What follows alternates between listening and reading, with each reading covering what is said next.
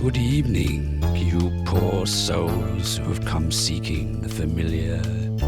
Another horror podcast, but in your naivety have stumbled across something much, much worse.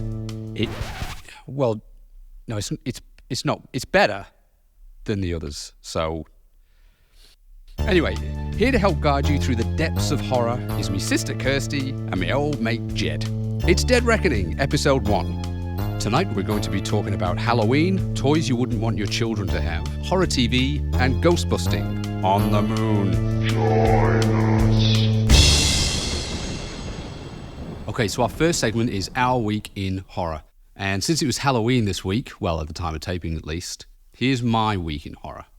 Well, I'll start with something that didn't quite make it into the main event. So a few times now, I've gone to buy an Atmosphere game off eBay. If you don't know what that is, Atmosphere was a horror board game. It was actually an Australian horror board game, and it came with a DVD, or for us, the earlier ones, a VHS, which has a character on it that leads the game, and every game has a different character, like Baron Samedi, the zombie, or the gatekeeper. And it's got a timer to track the game, increasingly stressful and tense music, which builds up all the way through. And every time the character comes back on, makes everyone jump, and the character itself gets more and more sort of grotesque and angry as the game goes on. It's an amazing game. They also give so much shit to the oldest person playing. I remember that. Answer me, old maggot. With Nana. Our Nana getting called an old wormy witch was rotten old quite worm infested corpse. So my father-in-law basically sounds like Bela Lugosi. And me and my wife are always teasing him, like asking him about his native Transylvania and that sort of thing. He's a good sport.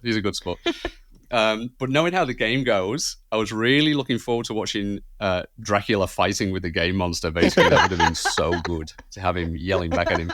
So that was a golden goose for me.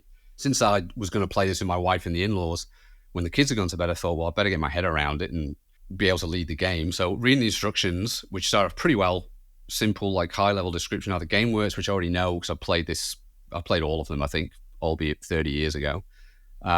Reading further, it's the most unnecessarily complicated game ever. It's a fucking horror board game led by a monster. Doesn't need to be anything, but simple and fairly quick. So, Kirsty, you're being way older than me. Do you remember them being that complicated when we played them? No, all I remember was that it kept interrupting. Whose turn is it next? Answer me! That's all I really remember about it. I remember, the insults, and I remember they were like rotting as the game went on. So their faces were like... Well, they seemed pretty straightforward, didn't they? I genuinely don't remember what the gameplay was at all. We were too young, maybe. Well, I would have been 11 or 12. You smell much older. Don't remember the gameplay of Atmosphere at all. I had one that was it was a Star Trek themed one, and it was like really hard to play. And like every 5 minutes, it'd just be like, "You do shame unto the Empire and your house." And like you'd be like, you go thinking, they go, "Shame to your house and the Empire." I was like, God's sake. It's a good game when it brings you shame. Prepare for battle. It was like the Gowron actor from Star Trek, and he's just like staring at you every 5 minutes. He'd like pop up on the bridge of a bird of prey. He'd be like, "You do disservice to your house." Do you remember when probably the last time you were over at Christmas and we were at Nana's on Boxing Day, and we played a game that Nana had bought, and it was so ridiculously complicated, and then you just drew a card which had a 9 on it, and that meant you won, and that was the end. And it was like, what? And it was just such a strange I bet game. I was all right with that. Oh, I understand it now. I win, right? You were fine with that. You were absolutely fine with that. But it was just such... We just didn't know what to do, and then you picked up a card and was like, "This is a 9," and it just went, "Yeah, you've won. You've won the entire game. You've won the game of 9s." The game of... I want to play a game. Because it's not really celebrated here, there's this list that you get. It's a bit odd that there's a list, but anyway, there's a list that you get called the Trick or Treat list or something like that. There are a few hosted on Facebook, or there's like a local blog here in Canberra. And it shows you where all the houses are that are taking part. But unfortunately, because not many people do, they're pretty few and far between. So you really have to drive to get around more than 3 of them. During this driving around, I noticed that there were heaps of people out with kids, which you've never seen before. Big groups of multiple adults, some in costume. Unfortunately, a lot of them were culturally insensitive. Heap of kids. I soon realized that every other adult in each group had a cooler bag with them, and they were just cruising around the streets drinking. Nice. And that's the key to holidays, right? So the holidays people celebrate are the ones where you get drunk, right? So not getting that on Halloween, they don't do it. Easter, absolutely. But that's the key. St. Patrick's Day, people go nuts. It's just about getting drunk. People drink at Easter? Kirsty's shocked about people drinking at Easter like she's never poured vodka into a chocolate egg. Is that a drinking holiday, is it? It is in my house. I don't think of Easter as like, oh, yeah. One for his death, one for his rebirth, one for the end of the world. Here's to you, Jesus. One house we went to had like 10 big like animatronic decorations, like 7 foot tall. There was a dragon, a werewolf, this harbinger, raven, plague doctor looking thing, dueling banjo skeletons. I don't know what you'd search to get that. Well, that I guess. Tons of things. You worked it out. I worked it out just by saying it.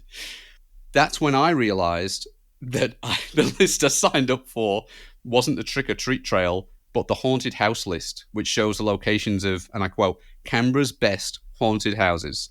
So places like this one, where they've gone to the extreme to showcase their Halloween haunted house. Mine was about $10 worth of cobweb and a few plastic spiders smeared across the gate and brickwork. It was powerfully lame. So I'm glad I wasn't there to see the disappointment on every visitor's face. People driving to your house to see that as well. They're like, are you sure this is the right address? What the fuck, Arlene? Sorry, kids.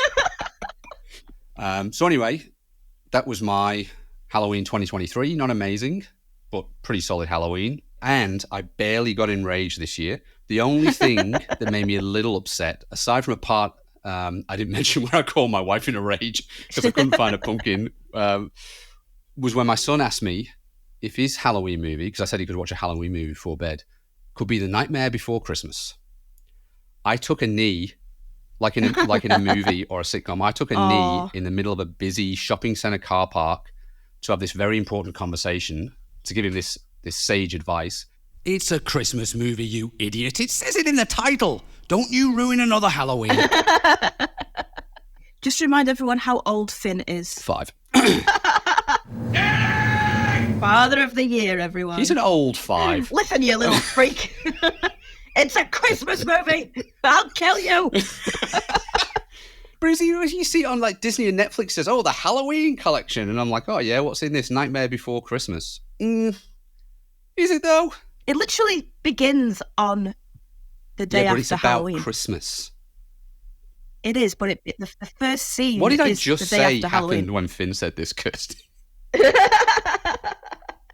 I'm with Finn. On this one. Just looking on Wikipedia, the film was released on the 29th of October, 1993. So, I mean, it was I went to released. see it. It was released around Halloween more so than Christmas. We saw it in the all right. It's a pictures Christmas together, movie. Paul, with Dad. We went to watch it. Didn't Dad take us to see it on Christmas Eve? I hope he did, because that's one of my fondest memories. It wasn't Christmas Eve, no. It was just when it came out. Oh, I swear it was Christmas Sorry. Eve. Anyway. I remember going watching it in a cinema, and they had the Hellraiser 3, like Hell on Earth poster. And I was like, I want to see that. And he went, no, we're going to watch Nightmare Before Christmas. I was like, I want to watch Hellraiser. I was like, no. We'll see how you go with Nightmare Before Christmas, and if you're all right, we'll think about it. Kirsty, how did you spend your Halloween 2023? Did you say me? Sorry, I was coughing. I did say coffin, COFFIN. No, just literally been off work all week with a cough. Coffin flop. Well, I spent Halloween the same way as I always spend it, which is waiting in my house for children to come and knock at the door. Which is how I spend every night. It's how I spend every Tuesday, and this one happens to be Halloween. So I had about 30 this year. Really? Which is about right. Yeah, about right. Oh, that's amazing. And it is every 2 minutes. And I think I do go a bit over the top, so I don't just give sweets out. I've also got pin badges. I've got stationery. I've got Oh, that's why they go to your awards. house. You're the I give sucker. out. They're basically just robbing yeah. you. That's fun. No, they're all really like I probably got one kid who was like slightly chunky at about 12, and we kind of had like face paint on and was like trick or treat. I was like, I appreciate it, mate. Nice Just one give for it to him. coming out. Give him some cash as well. I don't care, even if they're kids that are willing to like knock on someone's door and on a Halloween, even if they're dressed as like typical little hoods with like balaclavas up and stuff like that, I don't care. It's like, yay, Halloween. So I had about 30. We had like 2, and I lied on a list. That's insane. 30. It was raining as well. It was like it was a rainy night, so I Oh, thought don't it rub might it in. have It was a glorious day. Yeah. told them. I thought they might have been like, "Oh, I'm not going out." It's like, but like there's quite a lot of people on the street with kids. They only went to your house and then they just went straight home again. That's quite possible. But we only need to go to that one lady's house. She doesn't just give you one. She has a big handful and badges and all sorts of things and temporary tattoos. A lot of those have formaldehyde in them, you know. Yeah, it's fine. They're not my kids. Well, it's Halloween. It's Halloween. Ooh, a scary trip to the doctor. They use this in Nothing. on corpses. Nothing more spooky than a trip to the doctors when you don't know what's poisoned you. What could it be? Razor blades in the. I didn't go that far. Razor blade, the old razor blade in the apple. Quite easily traceable. And then I just watched. Do you know what? I spent so long trying to choose a film, and in the end, I just watched a couple of episodes of American Horror Story, the Murder House, that I've started rewatching. Good choice. Because I couldn't choose a film because it's spooky enough, and it's like you watch 2 of those episodes, that's like 2 hours. But same Halloween as every year, to be honest. Well, I just prefer to be in the house for the trick-or-treaters, you know? And then when they dry up and they kind of stop coming, I don't know, it's like, do I go out at this stage? Do you know what I mean? It's like, what if I go out and turn off all the lights and everything, and then there's one little 5-year-old trundling down the street who had too long a nap and woke up too late, and now it's 9 o'clock, and it's like, oh, the lady's house is closed. It's closed for Halloween. It's like a Halloween Tiny Tim. That's what I think is going to happen. They need to learn a valuable life lesson that they can't always get what they want. Oh, what a perfect segue into yours, Jed. How do you spend your Halloween? Disappointing the children? Actually not. Laura had 2 of her nieces round, so we were watching. During the day, because we were both off work, we were watching some Disney like live like Hocus Pocus reunion thing where it had like a bunch of the cast together on the stage, and it was like Doug Jones, and then Doug Jones was like the compere, and then they had like a bunch of like old cast members where it's like ones that like you haven't seen for ages, like the 2 goons from Hocus Pocus who were like hung in the cages by the Winifreds. What they called what are the sisters called in Hocus Pocus now? Yeah, so Winifred sisters, isn't it? Is it the Winifred sisters? I'll tell you what, the right name will be in this one. Winifred, Mary, Sanderson sisters. Yeah, the Sanderson sisters. And they were, it had like the 2 goons, and then they had like a bunch of them, but then it had like random people would come on stage and like sing the things. Like Laura's nieces just absolutely loved it. So I was like, oh yeah, this is the spirit of Halloween here.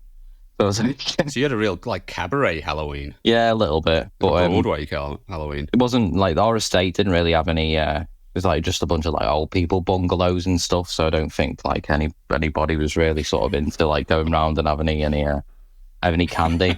Trick or treat. Oh, there's another one gone. It's happened again. Giving out like disposable vapes and skins. Colours of the rainbow here, mate. No, but then I took the dog on a walk at night, and like all around a load of the houses had like spooky decorations up, which is pretty cool. Like people like made like spider webs from the roof of the house, like down to like the front garden with like bits of rope and stuff. One place like around the corner had like loads of inflatable ghosts, and then it had like loads of different it had like loads of like passively aggressive like what's the name, like gravestones, like It did have like Passive-aggressive gravestone. It did have passive-aggressive gravestones. And it was like, but I think they were handmade because it was like, R.I.P. the Tory government. And it goes, they've ruined this country.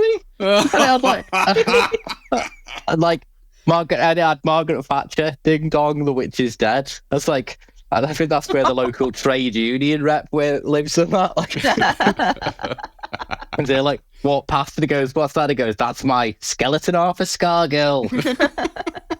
But no, there's that, and I took the dog on a walk, and he's in a little jumper that has like a bunch of ghosts on it, and they say boo. And he had like a little collar that lighted up and that, and then got home and been watching, like, we always tend to watch like spooky series anyway, so it's never really like a change in much day of the year. But we've started to watch this new series called Burning Girls from Apple TV with what's her name, Samantha Morton, and it's probably one of the scariest like TV series that I've watched in years.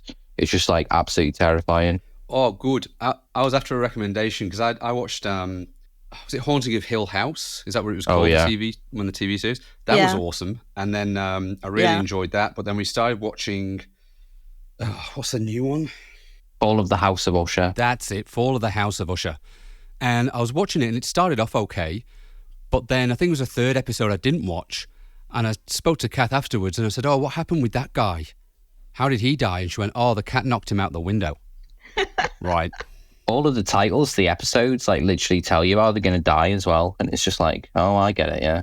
Mike Flanagan, who makes them shows, like his shows become a little bit too weird. Like the one he had recently before that was Midnight Mass. And it's just like the whole premise of the show is that this like senile priest like goes to the Holy Land and ends up coming back with a vampire that he thinks is like an angel.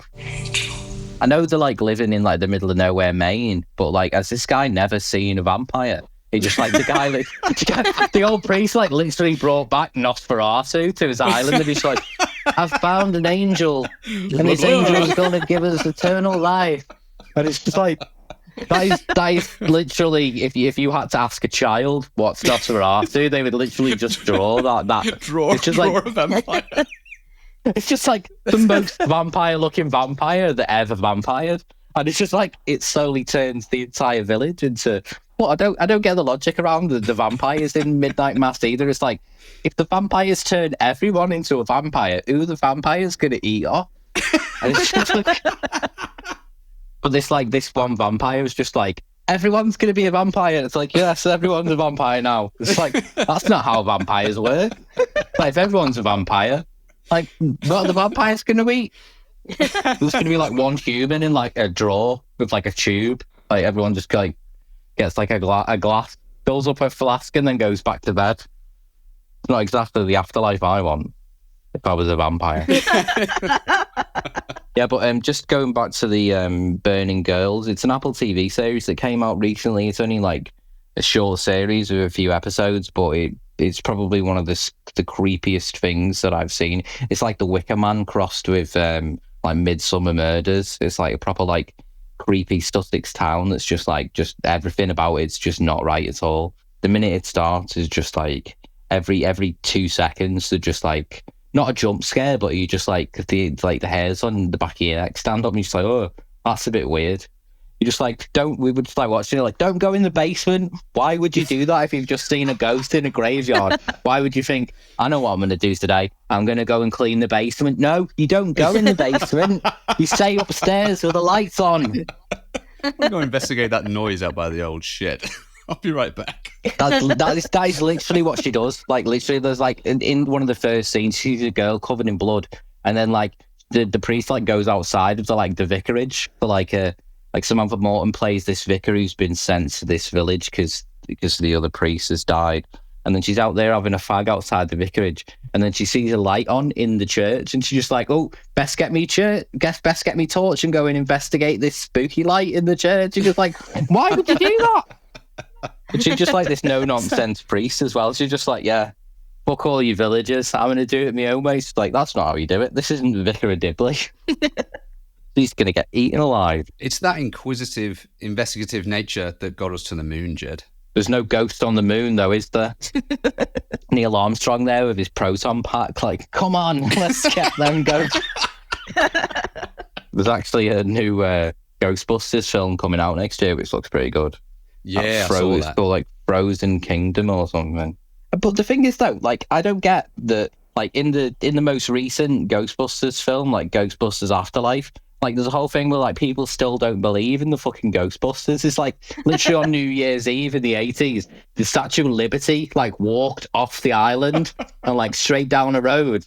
And like it was like outside of a museum, and like a giant marshmallow man was like in the street. It's like, does everybody the ghosts cause amnesia in the Ghostbusters universe? Like, how do people not believe them? Still. So that guy who played Vigo the Carpathian, Norbert Group, I think his name is, or something like that. So he was like a professional. He was like a wrestler. He was a boxer. He was a fucking horrible man. If you read about him, he was like a super nasty guy. And I think his sister, I don't know if it's his sister or his half sister or something like that. He absolutely tormented her his whole life. And then I think I don't know if it was a day before he died or just before he died, she saw him like stood outside her home or her work or something, and he was just sort of smiling weirdly at her. He was a real horrible guy. You should read about him. We should do a thing on him. My friend is obsessed with Ghostbusters, and when his son was born, he put like a poster of that painting above the crib and like dressed the baby in the like the onesie with like the striped onesie, and he was like maybe this is a bit too much. So I was like, he saw his chance and he did it. True story, son. He really was a monster, and he really is dead. Good night. Finn saw the Ghostbusters, I can't remember what it was, on TV, and then in the same charity shop I got Khufu the Mummy, they had a Ghostbusters car. It wasn't the Ghostbusters car, which... the Ecto one. So when you went to watch Michael Jackson Thriller, and I was like, I'm going to go and watch Michael Jackson Thriller, and my parents were like, no, you get this instead. And gave me this like plastic Ghostbusters car, pat on the head, stay at your grandma's. I was like, oh... It was probably from that weird, like, at the time the Ghostbusters came out, like, there was an animation studio called, like, Filmation or something that also owned the rights to the word Ghostbusters. And they had, like, a knockoff Ghostbusters cartoon that was, like, all over the TV. And they had, like, an ape. And they had, like, a robot. Oh, I remember that. I remember the ape. Like, they were, like, the Ghostbusters. And it was, like, it was literally like a really rubbish cartoon that you'd get on like multiple packs of VHS that were together of like loads of different animations, and it was just like the Ghostbusters, and it was like one of them ones where it's like it was like the early form of like when you see these DVDs on shelves in like rubbish stores and like pound shops and that, where it's like they have like close to the title but it's not really. They have like Atlantic Rim, but it's just like a made on the budget of like £500, and it's all like knockoff DVDs. But that was like the earliest ones, like the Ghostbusters by Filmation, and they always had like knockoff things. Are you guys the Ghostbusters? That's we, us. That's why the cartoon of the Ghostbusters was called The Real Ghostbusters. That's why it was called that. Because they didn't have the permission to release something called the Ghostbusters, which was... so it was the real Ghostbusters, and everyone's like, why is it called that? Why don't they just call it Ghostbusters? Like, because the actual Ghostbusters is this weird mock. They call them mockbusters. Just looking at a photo now, the Ghostbusters, the 1986 TV series, it's got like a gorilla in like a trilby hat, and they like ride around in like an old Ford car from like the turn of the century. It's like the weirdest looking thing I've ever seen in my life. Like, and they have like a pig, and they have like a bat who's like a little like, it's like a great kazoo, you know, from the Flintstones. Like they have a pink bat who's kind of like a knockoff bat, but the ape's got a camera around his neck and he's wearing khaki shorts. It's just like it's just the best thing ever. Filmation's Ghostbusters has to be the weirdest thing I've ever seen. Bring it back. Bring it back. That's definitely what your grandma would bring back from the shop when you like Ghostbusters. Like, what the fuck is this? Why is This there is an what ape you head? asked for. This is not what I asked for. I want the real Ghostbusters. This is a low sugar version. But even the toys were terrifying. You had the grandma where her jaw comes out. Yeah, that and a toilet that when you open the lid was just hundreds of teeth. So saying to Kath, get him some of the old Ghostbusters toys, and she's like, if that was something that was in the UK, you should probably look at it first because every cartoon that came out of the UK was terrifying. I remember when we talked about the farthing. Remember the animals of farthing wood curse? Yeah, that was just the real life of animals that should never have been made. Oh, I used to love that. It's like, animals die. Animals get killed. In every single episode, the animals die. Like something dies. It's like the Game of Thrones of animal animation. Yeah, that's exactly it. It's just, someone's going to die in that episode. Like, who exactly is it going to be? Is it going to be the hedgehog today? Is it going to be the fox? Like, who's it going to be? When Kath told me about it, I was like, it's not like Watership Down or anything. Like, I'm an animal lover. I used to love watching that. It's just about the animals living in the wood. And she's like, look at this.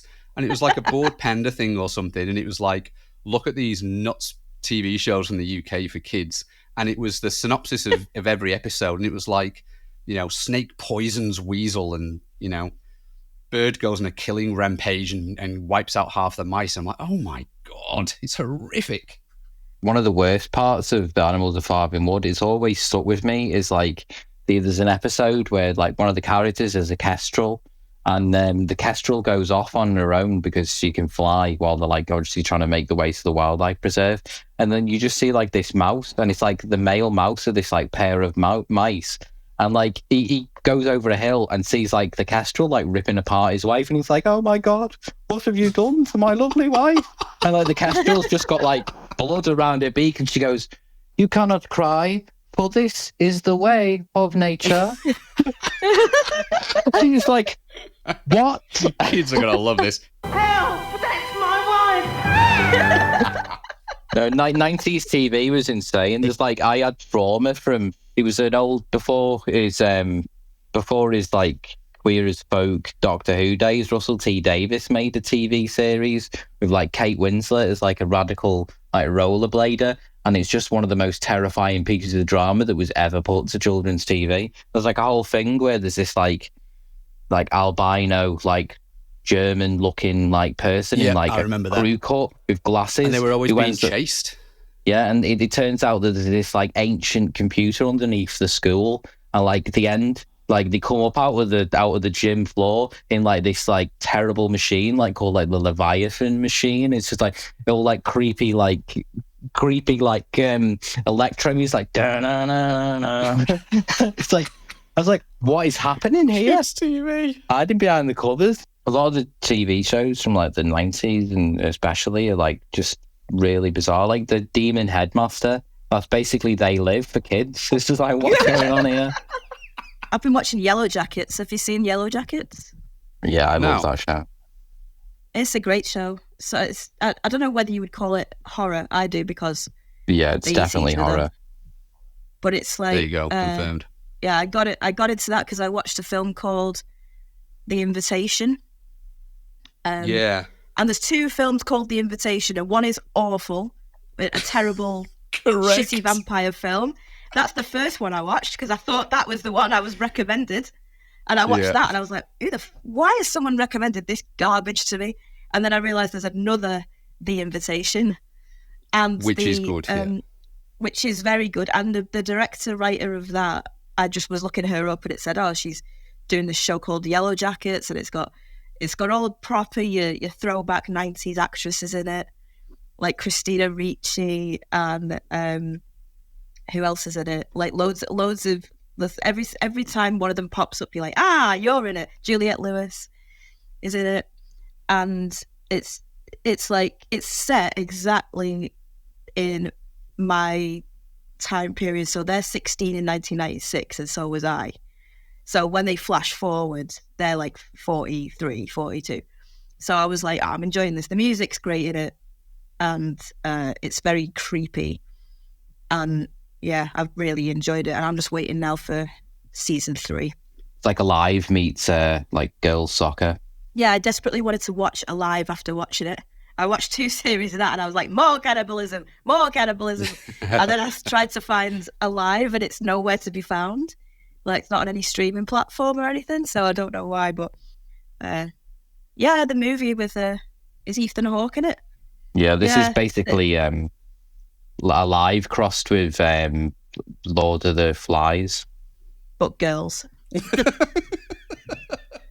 When I watched the most recent series, The Yellow Jackets, I wanted to watch Heavenly Creatures because it's like one of Peter Jackson's like earlier films with one of the main characters, Melanie Linsky, who's in Yellow Jackets, like one of the older girls, and she's in Heavenly Creatures with Kate Winslet, and that's like a really good, like sort of psychological, like thriller, sort of teen angst type thing about a real like murder case. And it's just that's nowhere to be found on streaming either. It's just like it's nowhere. I was literally trying to watch that yesterday. I just yesterday thought, I fancy watching Heavenly Creatures. Nowhere to be found. So frustrating. That's it when you get nostalgia for something and you go, oh, this was so amazing. I remember this, and then it arrives from eBay 3 weeks later, and it's like, oh no, it's garbage. Oh no. I don't remember them being this bad. See, I'm associating this with a time in my life when I was young and happy and carefree. But those days are gone. It's not this media products that's good. It was my life that was good. And now it's not anymore. Damn it. It's over, little maggot. You have lost. This is the end of my game, but just the beginning of your nightmare.